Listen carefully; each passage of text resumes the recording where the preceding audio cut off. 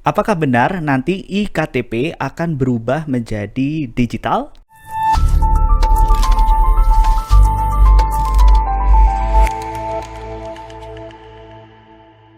Assalamualaikum warahmatullahi wabarakatuh. Halo teman-teman semua. Hari ini saya membaca sebuah berita bahwasanya iKTP akan dirubah menjadi format digital. Artinya nanti kita tidak harus memfotokopi dokumen iKTP terlebih dahulu untuk melakukan proses administrasi apapun begitu ya. Tapi di luar itu semua, bahwa ada hal-hal yang patut kita cermati, patut kita bahas di video kali ini. Saya akan coba melihat dulu beberapa berita yang mengabarkan tentang bahwa iKTP ini akan berubah menjadi digital. Jadi ceritanya pemerintah sedang melakukan uji coba begitu di 50 kabupaten kota, yaitu menggunakan iKTP dalam format digital. Nantinya katanya dalam bentuk aplikasi yang bisa memunculkan QR code. Nah, QR code inilah yang nantinya akan digunakan sebagai pengganti fotokopi. Jadi kalau misalkan kita mendaftar di satu lembaga pemerintahan atau misalkan kita mengapply sesuatu ke sebuah lembaga, maka tidak diperlukan lagi fotokopi. Selain itu semua, ada hal yang juga dibahas oleh pemerintah adalah supaya tidak terjadi alasan untuk kelangkaan belangko. Jadi belangko iKTP kan biasanya menjadi salah satu masalah yang sering kita ketemui ketika kita membuat iKTP. Misalkan alasannya belangkonya sedang tidak ada, walaupun sudah melakukan perekaman data tetapi tidak bisa diambil secara langsung karena belangko KTP-nya tidak ada. Kalau kita lihat dari satu infografis yang dibuat oleh e-news, ini katanya Kementerian Dalam Negeri iKTP tak akan lagi berwujud fisik. Kemudian bisa diakses secara digital melalui kode verifikasi dan QR code. Jadi tidak ada bentuknya fisik ya begitu. Nah, berlaku baik yang sudah memegang iKTP sekarang maupun baru wajib KTP. Sebetulnya istilah iKTP digital itu agak sedikit rancu ya, karena sesungguhnya iKTP sendiri sudah ada elektronik di depannya. Jadi kalau mau mungkin lebih cocok menjadi KTP digital begitu ya, bukan iKTP digital. Atau memang iKTP itu definisinya dibuat lebih luas bahwa tidak dalam bentuk fisik saja yang di dalamnya tertanam chip kemudian bisa dibaca datanya menggunakan reader ya, dari reader, tapi juga bentuk dari iKTP sendiri adalah berformat digital gitu ya. Harapannya jadi tidak ada lagi pencetakan fisik iKTP. Jadi kalau yang KTP-nya ketinggalan segala macam, tinggal menunjukkan handphone ya, tinggal menunjukkan handphone atau menggunakan menyebut sesuatu lah, mungkin nomor iKTP-nya atau apa begitu ya. Kemudian tidak akan lagi masalah KTP hilang. Jadi kalau KTP hilang mungkin tinggal login ulang atau merequest dengan cara-cara tertentu, akhirnya bisa muncul lagi di handphone kita. Tak akan lagi ada fotokopi iKTP untuk mengakses pelayanan publik. Jadi kalau kita bikin SIM, kemudian kita bikin KK dan segala macamnya, dan semua yang berhubungan dengan administratif ini tidak lagi membutuhkan KTP dalam bentuk fisik.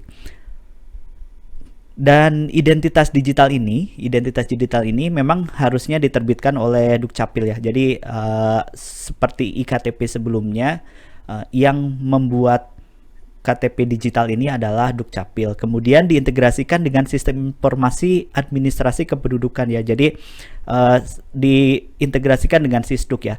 Termasuk juga mungkin terintegrasi dengan sistem-sistem yang sudah ada. Sebagai contoh, saya pernah membuat satu aplikasi di daerah Jawa Tengah ini terkoneksi dengan Disdukcapil di salah satu kota. Jadi ketika akan memasukkan data, ini ada validasi terlebih dahulu betul tidak data yang tersimpan dalam berdasarkan nomor KTP itu tersimpan secara baik di Dukcapilnya. Ketika Dukcapilnya melakukan validasi benar, mereka akan memberikan data yang diperlukan atau yang diminta.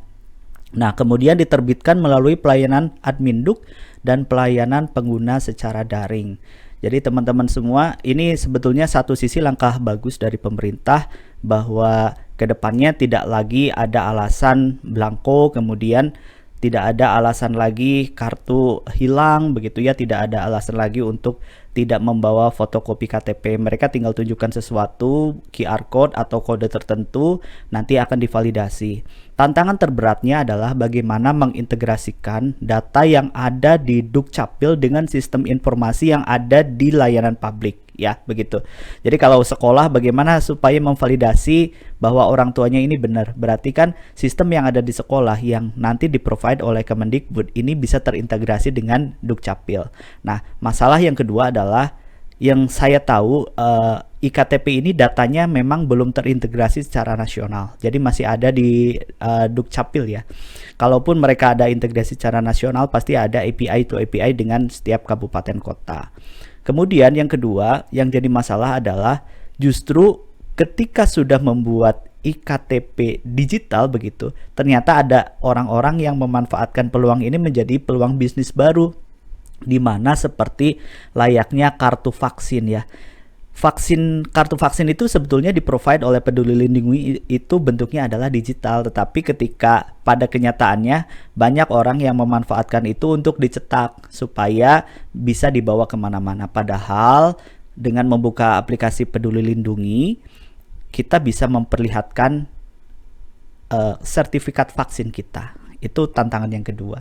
Tantangan yang ketiga adalah bagaimana kita membuat aplikasi yang bisa masif terpasang di masyarakat. Kita tahu bahwa menginstal Peduli Lindungi ini juga tidak gampang, apalagi kalau kita juga menginstal iktp digital yang ada di handphone kita. Di handphone kita ini masih jadi banyak aplikasi. Nanti ada Peduli Lindungi, ada aplikasi iSamsat, kemudian ada aplikasi misalkan untuk kepolisian segala macam. Nah, tugas besarnya pemerintah adalah menyatukan itu semua, walaupun tidak gampang, nyaris tidak gampang. Dan tantangan yang selanjutnya adalah ketika ini dihadapkan pada masyarakat pinggiran ya, pada masyarakat pinggiran yang mungkin tiap hari tidak memegang handphone, ke sawah atau ke urusan yang lainnya tidak membawa handphone atau bahkan tidak punya handphone. Ketika ini diimplementasi di masyarakat urban, di masyarakat perkotaan tidak jadi masalah, tetapi ketika diimplement di masyarakat pedesaan ini akan jadi masalah juga. Tetapi apapun itu, kita harus menyambut baik langkah pemerintah supaya paperless ya, tidak ada fisik lagi, semuanya serba digital. Tentu akan ada tantangan terbesarnya adalah bagaimana mengamankan data yang sebegini besar, kemudian bagaimana implementasi supaya tidak terjadi riuh ya di masyarakat, akhirnya menimbulkan isu baru, gejolak baru bahwa ternyata iktp digital ini menemukan banyak masalah begitu ya. Jadi teman-teman semua, saat ini sedang diuji katanya di 50 kabupaten kota. Kita tunggu saja, mudah-mudahan ini langkah baik dari pemerintah dan kita juga harus ikut berpartisipasi untuk menyukseskan iktp digital ini, atau saya menyebutnya KTP digital. Begitu dari saya. Teman-teman boleh berkomentar bagaimana pandangan teman-teman tentang KTP digital ini. Terima kasih. Salam.